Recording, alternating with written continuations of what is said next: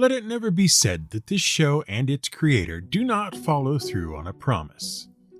Perhaps you will recall 2 episodes ago when I explained we would be launching into a lengthy series of episodes about the origins of magic users in Dungeons & Dragons, because one of you asked us about it, and I'm nothing if not eager to please for ratings and reviews, and most especially, support on buymeacoffee.com/fiddleback. It all seemed simple enough at the time. All that was asked for was a few episodes on the 3 or 4 D&D character classes we hadn't done yet, and you can't get an easier and more direct request than that, can you? Of course you can, because any kind of request so easily made about such an obvious hole in our catalog must have some sort of reason behind it, and indeed, such was the case. As explained in the first episode of this series, the reason we hadn't done them yet was the necessity of covering such a huge amount of information regarding the history of magic in D&D, and the way these two things interact was more than daunting. It was very nearly impossible to fit into our previous format. There was just so much that was too much, and the intertwining of information, influences, and interpretations of even the most fundamental information that could be treated as fact was well beyond the scope of the things we would and could do in any kind of reasonable episode length at the time. Fortunately, as things went along and the show evolved, it gradually became more likely that we could find a way to fit such things into our format and handle much more complex topics than the usual one-shot ignorance-fighting info injection we used to produce was capable of. Now, we can inoculate you against all sorts of silly ideas, terrible misapprehensions, and wrong-headed justifications by getting you to sit down comfortably with the warm beverage of your choice and slipping on some headphones for 20 minutes to half an hour or more. Which is how, in answering the original request, we helped make you proof against the idea that magic is just technology you don't understand, that all magic is basically the same, and that we know all there is to know about the history of magic. We explained away Clark's third law as inadequate to our understanding of magic, especially since he wasn't talking about magic at the time. We discussed the distinction between the 2 basic kinds of magic, divine magic, also called theurgy, which relies on the will of some sort of higher power, and thaumaturgy, or the magic of the individual's own will. And because it doesn't have a clearly defined beginning, let alone middle and end, the origins of magic are prehistoric in nature, and therefore largely unknown to anyone. Along the way, we discussed why the cup and balls trick is really the litmus test of professional performance magicians, how there were only 3 original classes in the first D&D and why one of them was a catch-all category, why we were working with only one of the 2 basic magic categories, why dividing magic up other ways was possible but ill-advised, why nothing about a discussion of magic is simple, and then, finally, we got to Mesopotamia and bowls, and Egypt and the Book of the Dead, and why they aren't where magic started, but were definitely where we were going to start. All of which has left me very worn out and tired, a bit sluggish and under the weather, as if some sort of illness were coming over me. You know the feeling? So tired, so achy, and just on the cusp of catching a cold. And of course, you know the remedy as well. A nice hot bowl of Jewish penicillin. This is GM Word of the Week, and I'm Fiddleback. We'll come back to that Jewish penicillin remark in a few minutes, but first, I'm going to acknowledge that here is where the distinction between theurgy and thaumaturgy really gets blurry. There's no avoiding it. See, the Mesopotamian and Egyptian people who we talked about last episode were definitely practicing what we would today call magic. But to them, particularly the Egyptians, it was just how the world worked. It didn't necessarily require that you believe anything in particular to make it happen. The Egyptian word for magic was Heka, the same name they gave to their god of magic. But they were very clear about the fact that you didn't need to believe in Heka or perform any particular ritual to Heka in order to access it as magic. The principles of it were available to anyone who cared to take an interest. Magic worked on you or for you whether you believed or not, and no matter who you were, where you were from, or even if you were alive or dead.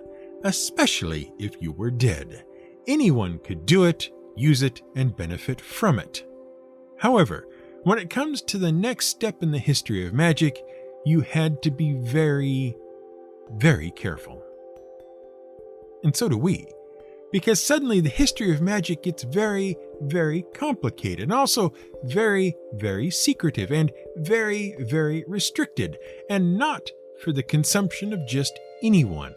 You had to be a special sort of person to even think and talk about magic, let alone use it. First, though, as I often do when dealing with subjects that are very complex, I must issue a caveat. By no means are we going to go as deep as we should do if we were going to cover this particular topic thoroughly and exhaustively.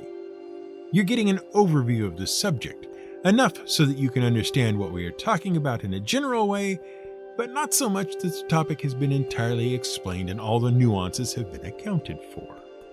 If you're one of those few folks who run across a topic you know something about, and you happen upon a bit of information that makes you want to write an email that starts with, "Yes, very good, but actually," maybe don't. Keep in mind that these explanations are for a general audience, and not someone who has done virtually any amount of research and reading on the subject. And even then, practical experience may still trump your reading and research anyway. Be that as it may, never take what you learn on this show at face value. I get things wrong or misspeak or misunderstand all the time. I'm happy to hear a gentle clarification, correction, or amplification, but always assume there is a lot more to know, and if it interests you, go out and know it. The first thing to know is that the ancient kingdom of Judea was an area given to Judah, one of the sons of Jacob, who would later be called Israel, and from whom the Jewish faith would arise.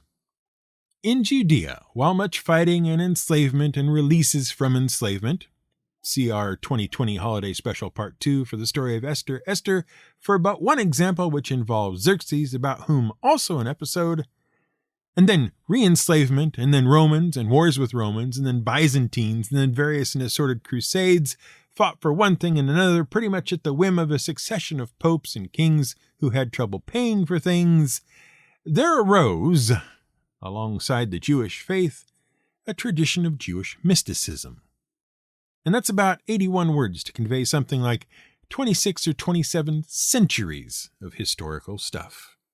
Now, Jewish mysticism encompasses a whole variety of things, not all of which are germane to the present discussion, but about some of which you do need to know in order to have some context for the bits that do apply.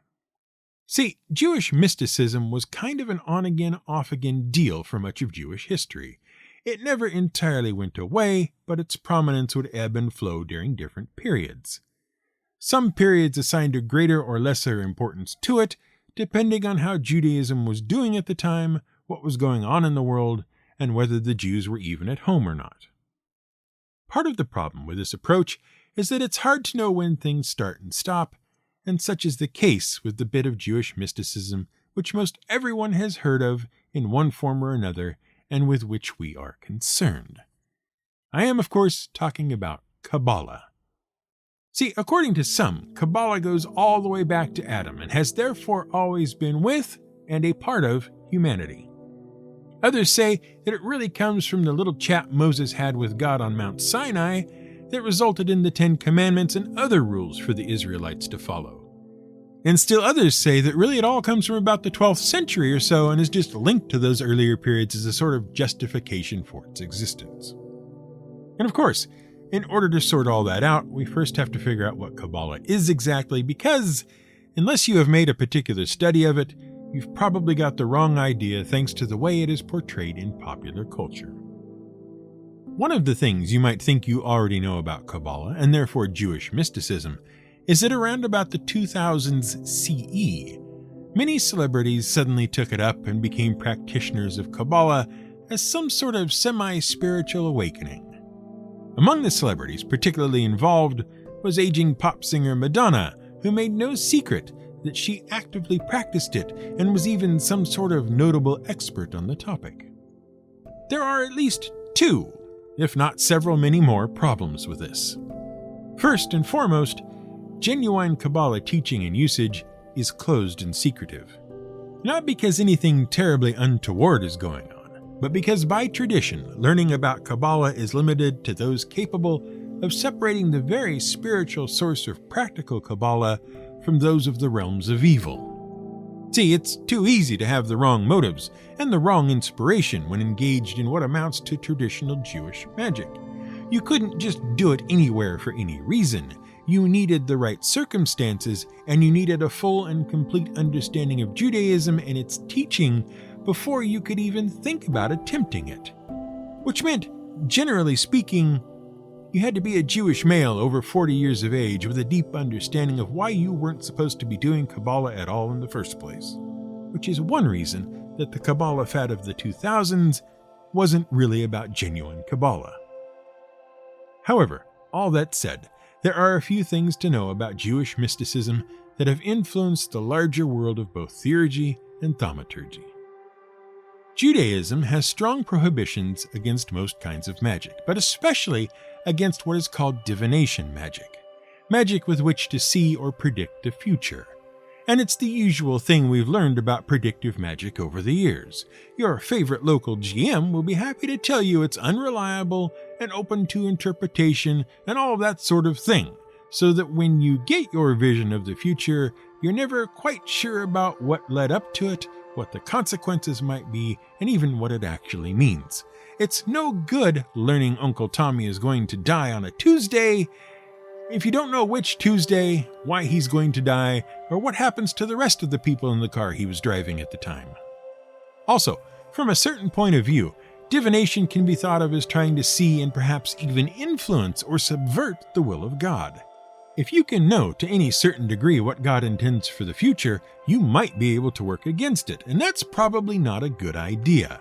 Maybe Uncle Tommy has to die on a Tuesday in order to prevent a box full of cute little puppies from dying on a Wednesday, and you making sure Uncle Tommy doesn't drive anywhere on any Tuesday means Wednesdays look really bad for cute little puppies everywhere.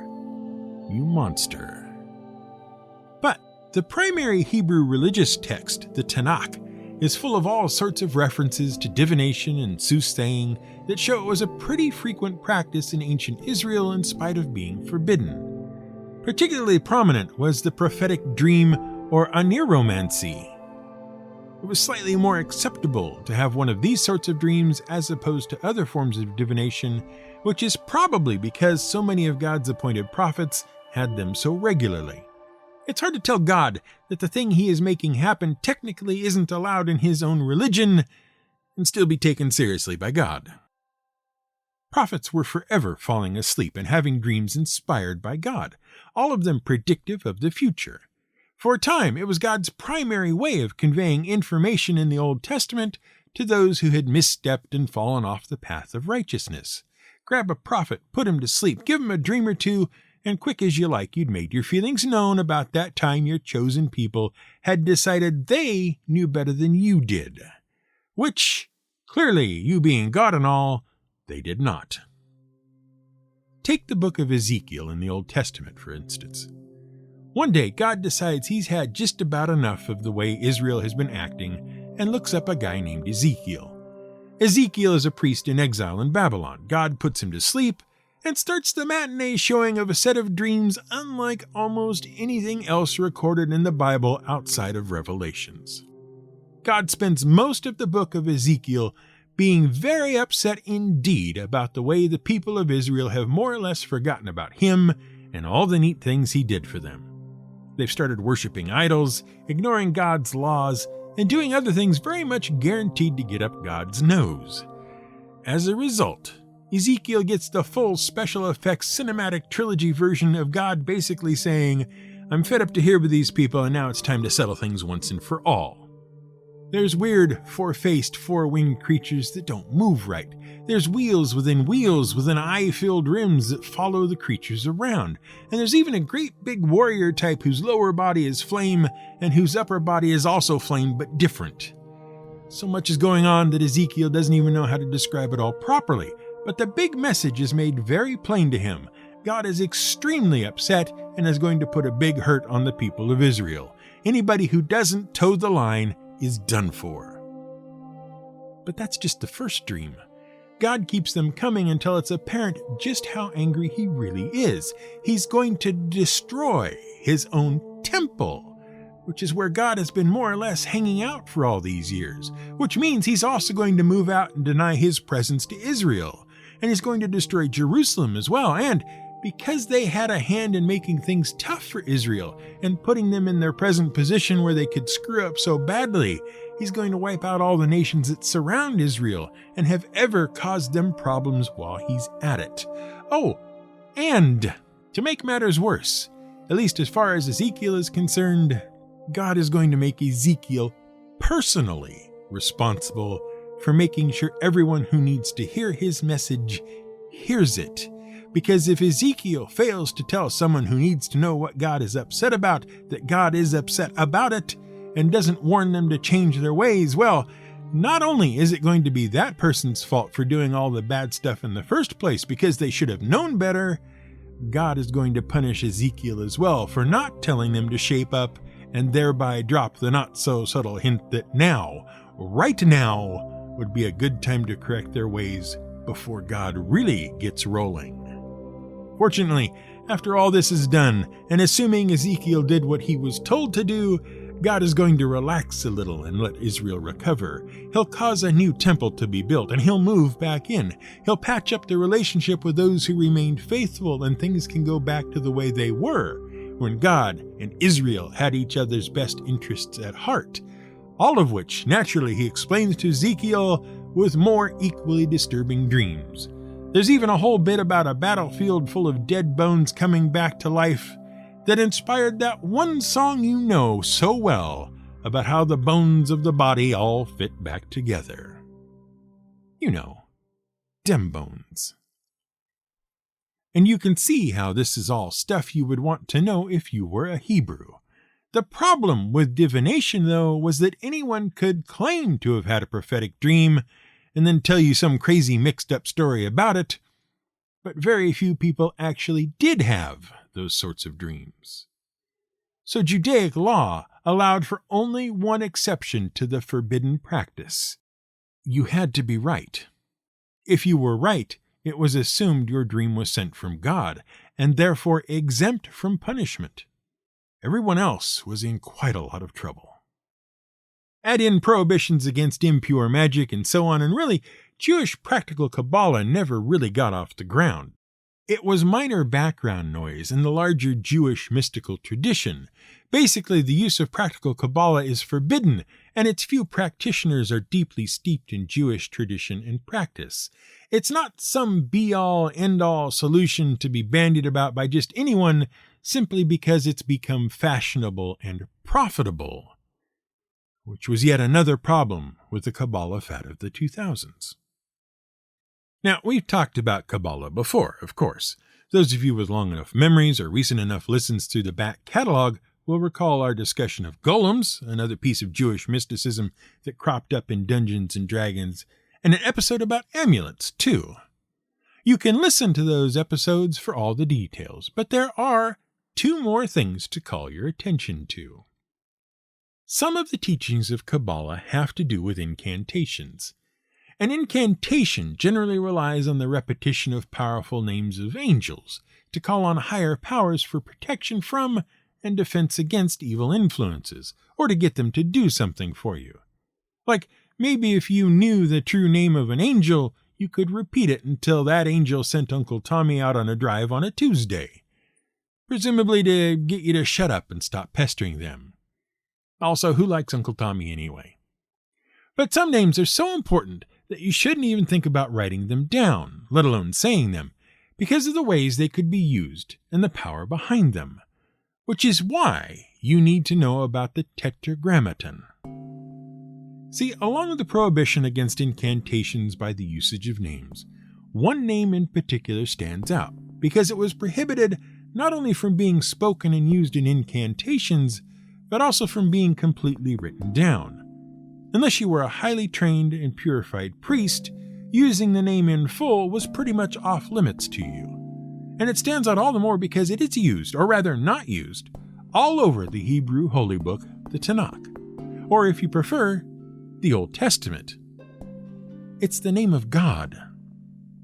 Now, it is true that the name is referenced all over the books of the Bible, Testaments Old and New, but it is also true that this presents a heck of a problem for translators of the original texts. See, the name, as written in the manuscripts that came to make up the Old Testament, was an abbreviated form known as the Tetragrammaton, and consisted of 4 Hebrew letters, which today in English get translated as YHWH, and are pronounced wrongly. But some of that wrongly is on purpose, and herein lies the problem. If you are Jewish, and if you were a Hebrew back then, you weren't supposed to pronounce it, so you had to make up other names you could pronounce, so that when you saw YHWH, you didn't just say nothing and distort the meaning of Scripture, which it was also very important not to do.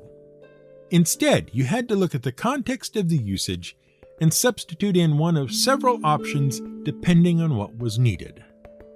Now, there are 1,000,001 things that need to be taken into account here, but what it boils down to, in the simplest, most reduced, least finessed way I can attempt it, is that you will likely have heard at least one of 3 or 4 different things used to refer to God, depending on your tradition of belief. YHWH is frequently translated as Adonai, Elohim, or Hashem, depending on whether you are addressing God directly, referring to God, or simply mentioning God in everyday conversation. And the problem is, if you are translating the Old Testament out of Hebrew and into English, there aren't really English equivalents for those things. So what you end up with in English is either God, the Lord God, or some other euphemistic referral to Him by means of His works, like the Giver of Life, the Almighty, and so forth. All of which naturally engender some confusion in English as you read your Bible about which aspect or qualities of God you are referring to at any given time, which can make those verses a bit tricky to properly understand.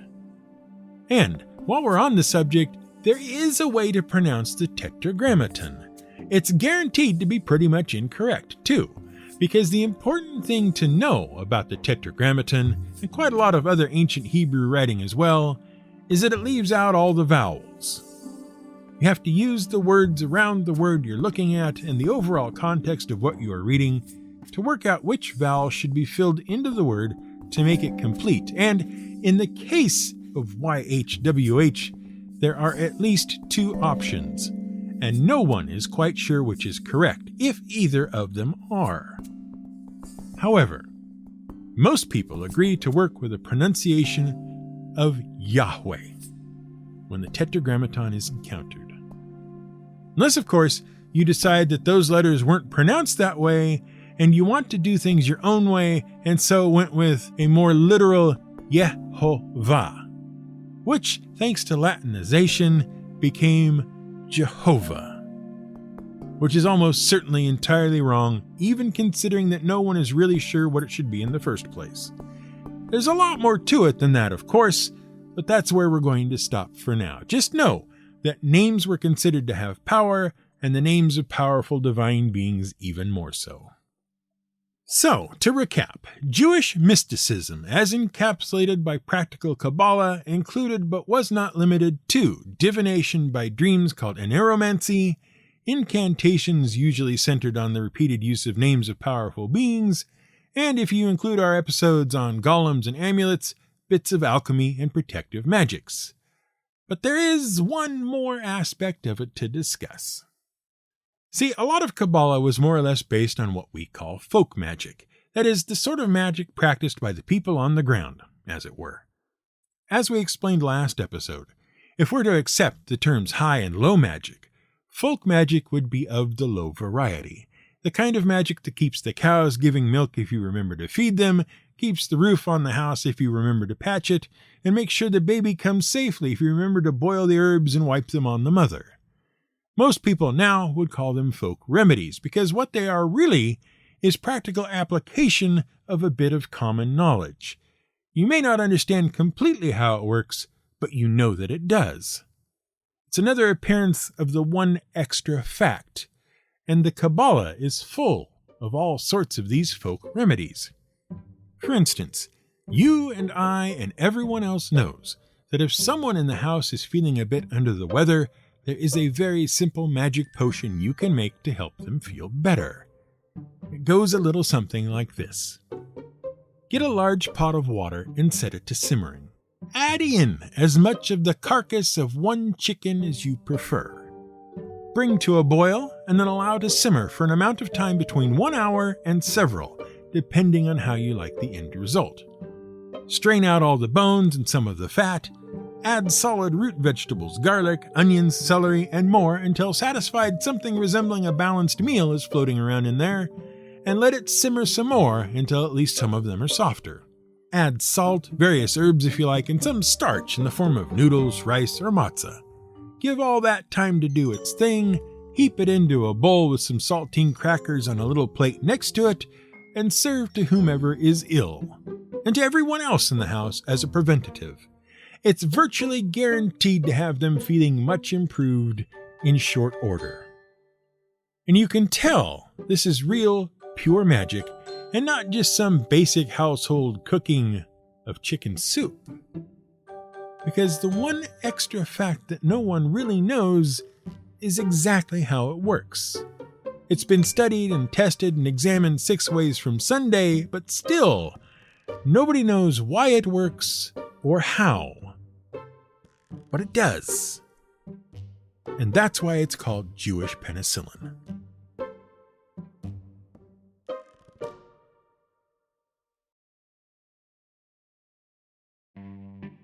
Thanks for listening to this episode of GM Word of the Week.